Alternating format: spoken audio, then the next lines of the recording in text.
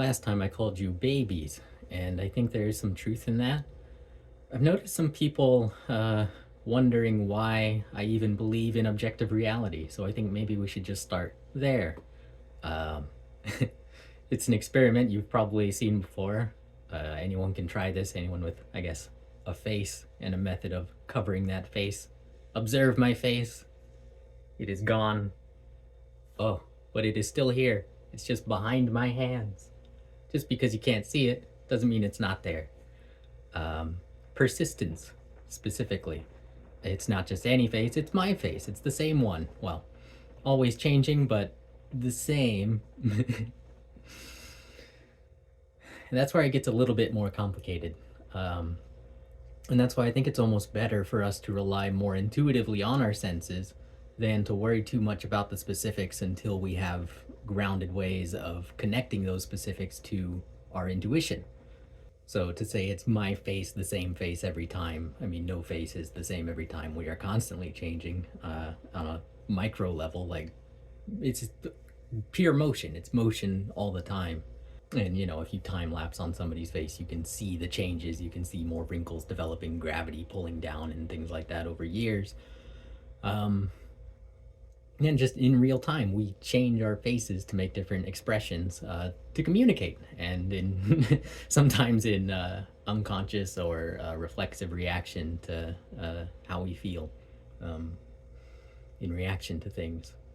And so, while I think a lot of people might say it's incredibly obvious, I do see people saying like, "Well, how do you believe in anything? Where do you start? What does it mean to ground anything in reality when we don't know what reality is?" It's like we can perceive something. We perceive a world. We call it that. You know, again, the words that we came up with were for our use, and they're not meant to be perfect. They're just meant to communicate. Um, and so it relies on both sides of the communication participating to make sense of what is being communicated, the messages, the signals, what they mean. It's difficult to explain. It feels like I'm saying nothing with a lot of words. But I wanted to start some kind of educational series that actually gives substantial pieces of information, blocks that we can build on, and whatever we build has to have a sturdy foundation, and that sturdy foundation is going to be our perceivable reality. That's the one we're working with, you know, the one that's at our level. Whether there's more above and below, who knows? Um, we kind of got to focus on this one first and build our way out. Because there's a lot of things that we're still getting wrong about ourselves that's causing problems. And if we don't believe that there is a persistent ish reality that we can participate in meaningfully, then that kind of diminishes the value of all of our choices. And our choices are meaningful, or at least as meaningful as our own lives are. And it is very unfortunate that due to complicated circumstances and various conspiracies, many of our lives are stunted, are oppressed beyond recognition. But part of that also is that we have no way of recognizing something we've never seen. Modern humans have never existed before, and we're still defining what that looks like, what that actually means. And so I think the way to ground it conceptually is with the equation x equals x. It's the reflexive property, and it's an important one because if x was anything other than x, all of the calculations that we do with x aren't going to make sense. You probably also heard it as it is what it is, and I think people like to diminish the value of that saying by, yeah, you know, of course it is what it is, what else would it be? But that's the point. It only is what it is. There's only one objective truth that defines all of us, and that's what our conscious minds are perceiving through our blobby, flawed organic means, and that's why it might seem imperfect to us. It's a matter of being alive in this world and perceiving it um, with my own senses, with my own thoughts. It's this kind of participation in one's own life that I think a lot of people aren't engaging um, in a meaningful way. It might be tempting to sit back and try to be a passive passenger and let the world change around you and let other people change it for you and even do your thinking for you, but they can't be trusted. No one sees the world from your perspective but you.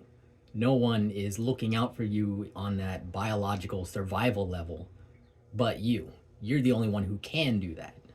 And I think when people disengage from their own lives, from their own kind of survival responsibilities or the real stakes of everything, it makes it easier for them to be less empathetic to others. It makes it easier for them to say, oh, well, the number of deaths is just a number. Like, it's not meaningful in the sense of human lives being ended and human experiences, yeah, all the suffering that comes with that. And I think the fears are valid of, if I'm thinking about that all the time, I'm going to burn myself out. Yeah. Um, but it is happening all the time. So we all together have to find sustainable ways of being conscious of that, of ideally stopping that, the senseless deaths from happening. But step one is raising awareness, and raising awareness in a way that doesn't just make people run and hide or shut down or break, but stand up, turn around, and fight the problems that are causing this to happen. The root problems, not the symptoms. And in order for us to meaningfully sort out roots and symptoms, we have to believe in cause and effect. We have to believe in a real physical world that follows some kind of rules, enough for us to have these conversations and exist in physical space.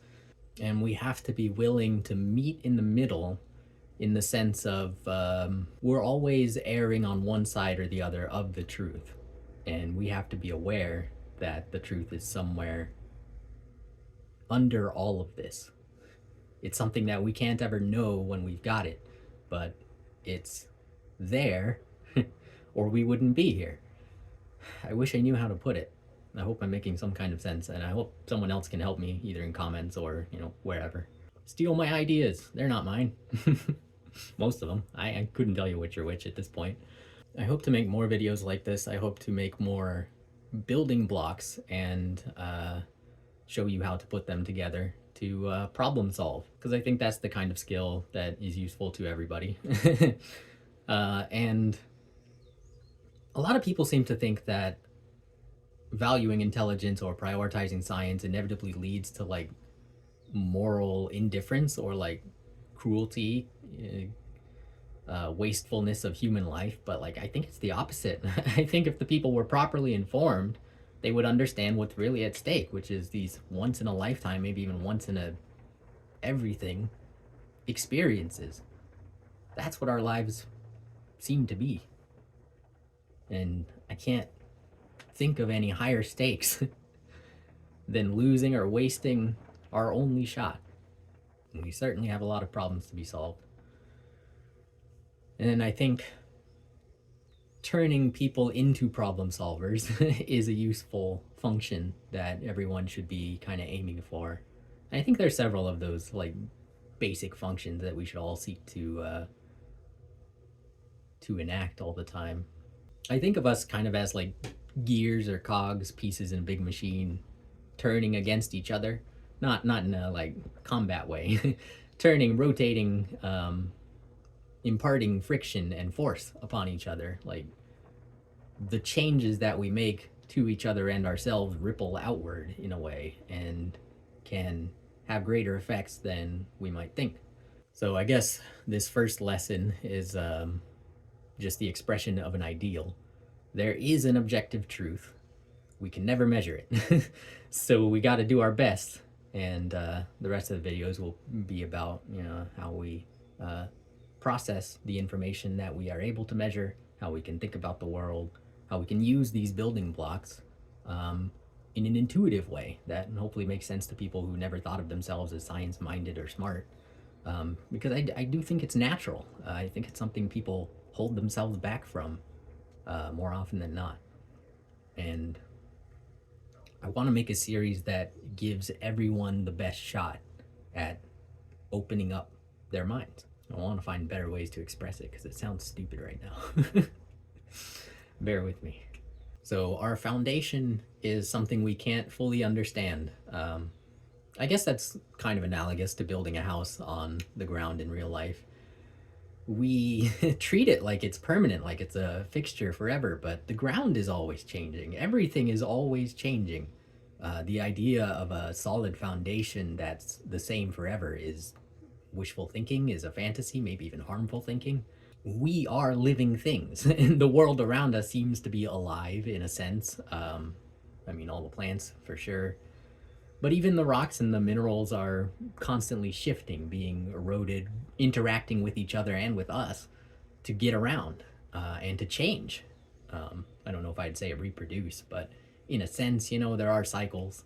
And so it's the acknowledgement of this truth that defines us all, that we would not exist without, and also the acknowledgement that we can't perceive that truth, not the way it really is. We perceive it as, the colors that our brain shows us. Like it's all an illusion for our consciousness. That's what we are, is like decision makers that live in our heads. And I see a lot of those decision makers making bad decisions. And that's who I'm trying to reach with these videos, is the ones that are kind of aware that they could do better and want to do better. And I don't know, just haven't had that kind of like positive, just haven't had the right delivery, haven't had the right presentation. And I don't think I'm nailing it. And I doubt my style is going to work for everybody. But it might work for somebody, and I hope to get better as I go. To recap lesson 1, our foundation is the truth. It is what it is. X equals X. What that means, what can we do with it? I don't know. I don't fully know. But the possibilities are very exciting. I guess to put it in more relatable terms, my life is my life. It's not the best, it's not the worst. It is what it is. I don't want it to end yet. What can I do with it? I don't know where this series is going. I don't know if it will be a series. This is a very experimental year for me. Thanks for coming along.